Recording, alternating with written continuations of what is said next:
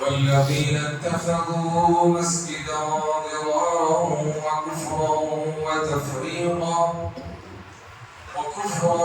وتفريقا بين المؤمنين وإرصادا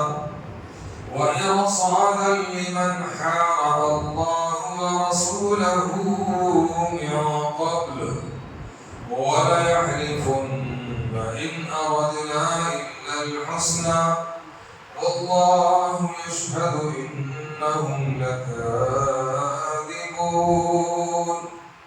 صدق الله العظيم.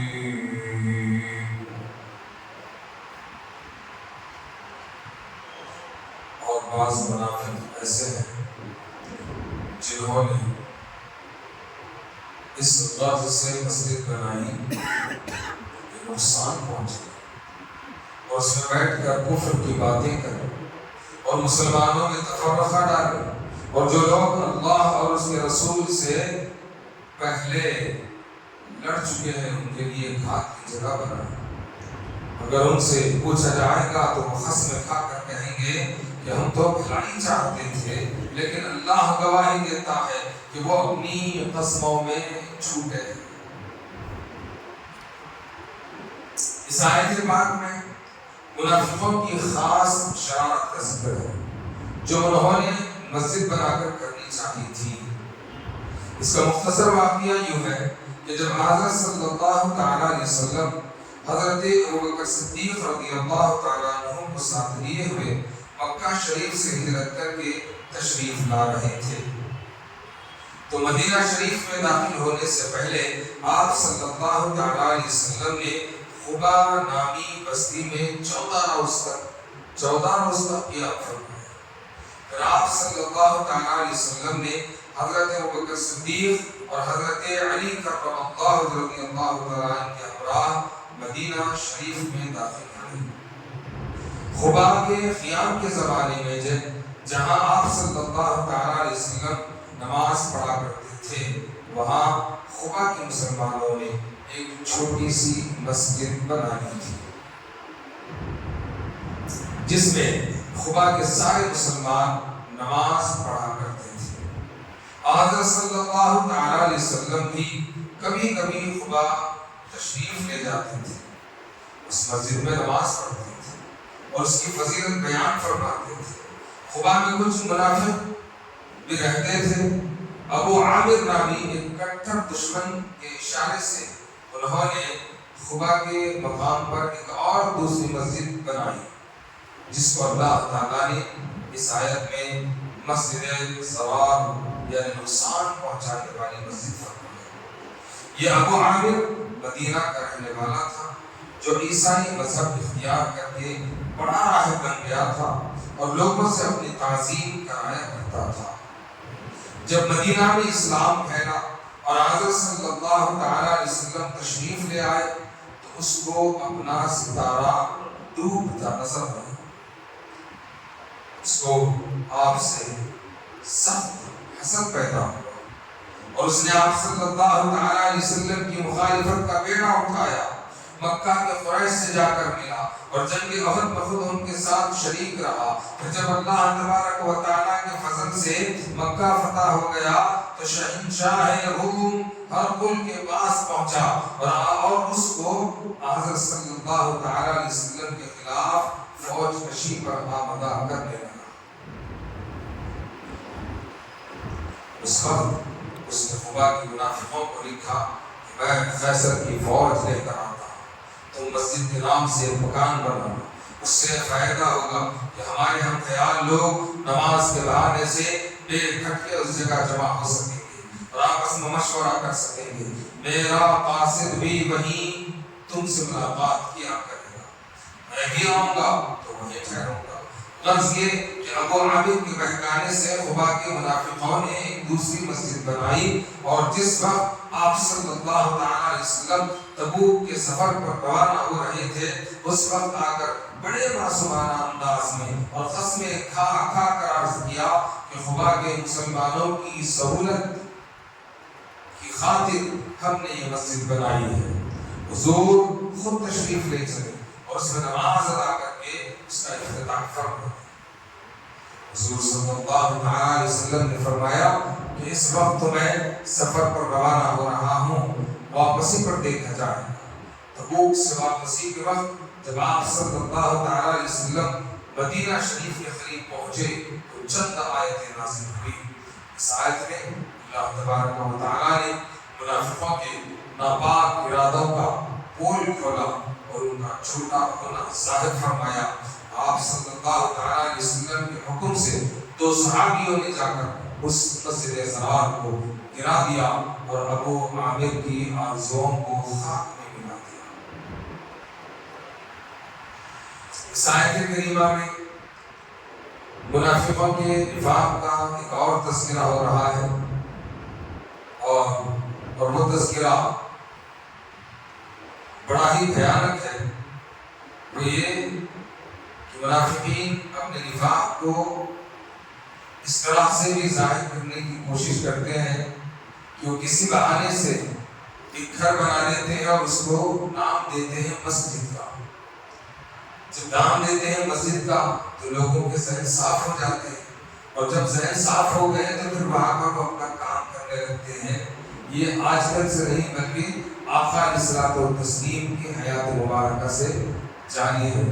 جبکہ نام تو دیا تھا مسجد کا، اللہ کے گھر کا، مگر اللہ تبارک و تعالیٰ نے نہ ہی اس مسجد کو پسند فرمایا، یعنی کہ جس کو ابو عامر اور اس کے لوگوں نے جس کی بنیاد رکھی تھی، جس کو بنا دیا تھا، کھڑا کر دیا تھا، جس کے دیواریں بھی بن گئی تھی اور کھجور کے چھالوں سے جو ہے اس کا چھت بنایا گیا تھا، اور باضابطہ طور پر منافق اپنا کام انجام دے رہے تھے، اپنے پروگرامز کو وہاں پر تیار کر رہے تھے، خدا کے بندوں کو تکلیف دینا، پریشان کرنا، لوگوں کے اندر بدامنی پھیلانا، تفرقہ ڈالنا، خون خرابہ کرنا، فساد برپا کرنے کے لیے اگر کوئی گھر بنایا جائے اور انسانوں کو، خدا کے بندوں کو تکلیف میں ڈالنے کے لیے اس کا نام اگر مسجد میں رکھا جائے تو ایسی مسجد، ایسا گھر نہ اللہ کو پسند نہ رسول اللہ کو پسند۔ اسی بات کا اظہار اللہ نے فرمایا، انہوں نے نام تو رکھا مسجد کا، مگر ہم اسے مسجد نہیں مانیں گے۔ اس لیے نہیں مانیں گے کہ اس میں خلوص نہیں ہے، اس میں اللہ اور اس کے رسول کی رضا کا منشا نہیں ہے، بلکہ خدا کے بندوں کو تکلیف دینا ہے، مسلمانوں کو تکلیف دینا ہے، خدا کے بندوں کے درمیان تفرقہ ڈال کر کے خون خرابہ پیدا کرنا ہے، تو وہ مسجد نہیں رہی۔ ارے مسجد تو وہ جگہ ہے جہاں پر بندہ پریشان ہو کر کے آتا ہے تو وہ مسجد میں آنے کے بعد اپنے دل کا سکون پاتا ہے، دل کو مطمئن کر کے جاتا ہے، خود میں ایک طرح کی فرحت لے کر کے جاتا ہے۔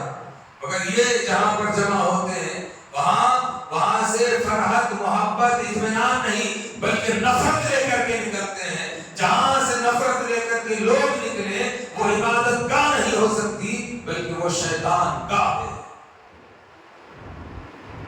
کیا خالص صلوات و تسلیم کا فرمانے عالی شان ہے، کیا فرمانے عالی شان ہے۔ خالص صلوات و تسلیم فرماتے ہیں، من بنا مسجدا بنا اللہ له بیتا فی الجنہ، جس کسی نے اس دنیا میں اللہ کی رضا کے لیے مسجد بنایا، گویا اس نے دنیا میں ہی اپنی زندگی میں ہی، دنیا میں ہی جنت میں اپنا محل بنا لیا۔ اس کے بنانے میں چاہے ایک آدمی بنایا ہو، 100 آدمی مل کر کے بنائے ہو، 100 آدمی مل کر کے بنائے ہو، تو سب کے لیے اللہ پاک نے جنت بنا رکھی۔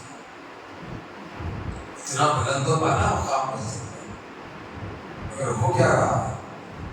آقا علیہ السلام و تسلیم اس مسجد میں نماز پڑھنے کے لیے نہیں گئے۔ ابو عامر اور اس کے لوگ آ کر کے ریکویسٹ کرتے ہیں، گزارش کرتے ہیں کہ ہم مسجد بنا لیے۔ آقا علیہ السلام نے پوچھا کہ بھئی مسجد تو آلریڈی ہے وہاں پر، پھر اس مسجد کی ضرورت کیا تھی؟ بولے کہ نہیں، جہاں پر یہ مسجد بنائی گئی ہے وہاں سے بستی قریب ہوتی ہے، چھوٹے چھوٹے بچوں کو آنے سہولت ہوتی ہے، بڑے بوڑھوں کو آنے سہولت ہوتی ہے، کمزور لوگوں کو آنے سہولت ہوتی ہے، تو مجبوروں کا خیال کرتے ہوئے، کمزوروں کا خیال کرتے ہوئے، ضعفاء کا خیال کرتے ہوئے ہم نے اس مسجد کو بنایا۔ ویسے آج کل جو مسجدیں بنانے کا ٹرینڈ چل رہا ہے، بنانے والوں سے مسائل پوچھے جائے بابا، اس لیے کہ جو ہے باضابطہ طور پر فقہ کی کتابوں میں لکھا ہوا ہے کہ جس مسجد کو آپ بنانے کے بعد آباد نہ کریں گے وہ مسجد کا قیامت تک آپ کے حق میں بد دعا کریں گے. ٹرینڈ چل رہا ہے. مسجد تو بنا دی شب بھر میں ایمان کی حرارت والوں نے، من اپنا پرانا پاپی تھا بس 100 میں نمازی بندس. یہ تو ہمارا اور آپ کا حال ہے. وہ حال کیا تھا ابو عامر نے جس مسجد کو بنانے کا پروگرام کیا وہ مسجد اس لیے تھی تاکہ اس کی ساری غلطیوں کو چھپایا جا سکے، اس کے حسد کو، اس کے کینہ کو، اس کے کپٹ کو. دراصل کیا تھا؟ یہ حسد تھا. آقا علیہ الصلوۃ والتسلیم کے آنے سے پہلے ابو عامر کو مدینے اور اطراف اکناف کے لوگ بڑی عزت کرتے تھے، تعظیم کرتے تھے، پیر مانتے تھے، اپنا رہنما مانتے تھے. جیسے کہ آقا علیہ الصلوۃ والتسلیم کی آمد ہوئی تو اس کو بڑی حیرت ہو گئی، حسد پیدا ہو گیا. وہ حسد ہی تھا جس کے سبب اس نے اس سارے کاموں کو انجام دیا. ہر وقت، ہر جگہ، ہر موڑ پر جہاں کہیں بھی اسلام اور مسلمانوں کو زد پہنچانے کا، تکلیف دینے کا موقع ملا اس کے ہاتھ سے جانے نہیں. ہر طرح سے وہ سپورٹ کرتا رہا کہ مسلمانوں کو اور مسلمانوں کے نبی کو نقصان پہنچایا جائے، مگر رہتا تھا مسلمانوں کے ساتھ. مسجد بھی بنانے لگا ہے. اللہ پاک وہ تو دلوں کا حال جاننے والا ہے، دلوں کا حال جاننے والا ہے. وہ کیسے نہیں جانتا کہ جو بنایا جا رہا ہے وہ کیا ہے؟ وہ یہ تھا کہ وہ نفاق کا گھر تھا، منافقوں کا اڈا تھا. شیطان وہاں پر اپنی سرپرستی میں لوگوں کو اپنی میٹنگیں چلانے کے موقع دیتا تھا. وہاں سے جو بھی جاتا نفرت لے کر کے جاتا، دشمنی لے کر کے جاتا، بغاوت عداوت لے کر کے جاتا، خون خرابہ کی نیت لے کر کے جاتا. جہاں جائے وہاں پر خون خرابہ ہو جائے. وہاں سے لے کر کے یہاں تک جہاں پر بھی عبادت خانوں کے نام پر اس طرح کے اڈے کھلے ہوئے ہیں، وہ عبادت خانے نہیں ہو سکتے، وہ شرارت خانے ہو سکتے ہیں کسی کے نام سے. اسی لیے اللہ پاک نے آیتوں کا نزول فرمایا اور آقا علیہ الصلوۃ والتسلیم اس کی اوپننگ کو، وہاں پر نماز پڑھنے کو، وہاں اس مسجد کی افتتاح کو کیا جاتے آپ صلی اللہ علیہ وسلم نے حضرت وحشی کو اور آپ کے ساتھ ایک اور صحابی کو، دونوں صحابیوں کو حکم دیا کہ جاؤ، جا کر کے اس مسجد کو گرا دو. مسجد کو گرا دو. تعجب کی بات ہے، دنیا آج مسجدوں میں بت تلاش کر رہی ہے. جن دلوں میں جو دل اللہ سے خالی تھے اور وہ دل ایسے تھے کہ دلوں میں ہی حسد کا، کینہ کا، کپٹ کا بت بیٹھا ہوا تھا، ایسے بت دلوں میں رکھنے والے جب مسجد بناتے ہیں تو اللہ اور اللہ کے رسول اس مسجد کو پسند نہیں کرتے. اندر سے بیمار ہے تو اس کو پسند نہیں کرتے. ظاہر داری تو چھوڑی. تعجب کی بات ہے کہ آج لوگ ظاہر داری کے طور پر مسجدوں میں کیا تلاش کر رہے ہیں. وہ مسجدوں میں تلاش کرنے سے زیادہ اندر تلاش کرتے ہیں. کتنے بت بیٹھے اندر سے تو نکالو، پھر اس کے بعد پتا چلے کیا ہوا. آقا علیہ السلام نے حکم دیا حضرت وحشی کو. یہ کون وحشی؟ حضرت سیدنا حمزہ رضی اللہ تعالیٰ عنہ کو شہید کرنے والا. اسلام نہیں لائے تھے، مسلمان نہیں ہوئے تھے، آپ نے شہید کیا. نشان باز، ہم کیا نشان باز تھے. تو آپ صلی اللہ تعالیٰ علیہ وسلم نے انہیں حکم دیا، بعد میں اسلام قبول کیا. حضرت وحشی کو حکم دیا جاؤ، جا کر کے گرا دو. مغرب سے لے کر کے عشاء کے درمیان میں تھوڑا کام تمام صاف کر دیا. اس کی دیواریں جو بنی تھی دیواروں کو گرا دیا، نیچے ڈال دیا. پھر اور وہاں پر جو باضابطہ طور پر پھر اس کو جلا کر خاک کر دیا. اور اس کے بعد کئی دنوں تک وہ جگہ ویران پڑی رہی، کوئی آباد نہ ہوتا، کوئی وہاں پر نہ رہتا. مگر بعد میں ایک صاحب روایتوں میں آتا ہے کہ جنہوں نے اللہ کے رسول کو دیکھا تھا پھر وہاں پر اپنا ایک مکان بنا لیا. مکان جب بنایا تو کئی دنوں تک وہاں پر اپنا گھر بار سنسار زندگی گزر بسر کی، مگر جس جگہ پر گھر بنایا تھا اس جگہ پر جتنے برس رہے اتنے برس تک وہاں پر انہیں کوئی اولاد نصیب نہیں، جگہ بدلنا پڑا۔ معلوم کیا ہوا کہ جہاں سے نفرتوں کا کام ہوتا ہے وہاں سے نسلیں بڑھتی نہیں ہیں، ختم ہو جاتی ہیں، تمہیں پتا بھی نہیں رہتا کہ تمہارا کیا ختم ہوا۔ بھلے ہی تم جو ہے بہت کچھ مانے جا سکتے ہو، مگر حقیقت، کڑوی حقیقت یہ ہے کہ جس زمین پر نفرت ہو وہ زمین میں جو ہے رحمت کے، محبت کے بیج نہیں اگ سکتے ہیں۔ تو جو دل نفرت لے کر کے نفرت کا راج کر رہے ہوں تو اس میں محبت کے کہاں سے سوتے پھوٹیں گے، وہاں سے تو جو ختم ہی ہونا ہے۔ حقیقت میں تم اپنے آپ سے پوچھو کہ کیا تم باقی ہو یا ختم ہونے والے ہو، تو یہ دل کہے گا زمانہ نہیں، یہ دل کہے گا کہ بابا تو نہیں، تیری نسل ختم ہو رہی ہے۔ چلے ہیں اسلام کو مٹانے، یہ بھی وہی کر رہا تھا، آپ کو یہ چاہ رہا تھا کہ جو ہے ختم ہو جائے، خدا لا الہ الا اللہ، ماننے والے ختم ہو جائے، وہ اللہ وحدہ لا شریک ہے، وہ اپنی نبی کی امت کو بچانا وہ جانتا ہے، وہ اپنے نبی کی امت کی حفاظت کرنے کی اور اپنے نبی پر جس کتاب کو نازل کیا ہے اس کتاب کی حفاظت کرنے کا وہ وعدہ کر چکا ہے، تو وہ وعدہ نبھا رہا ہے۔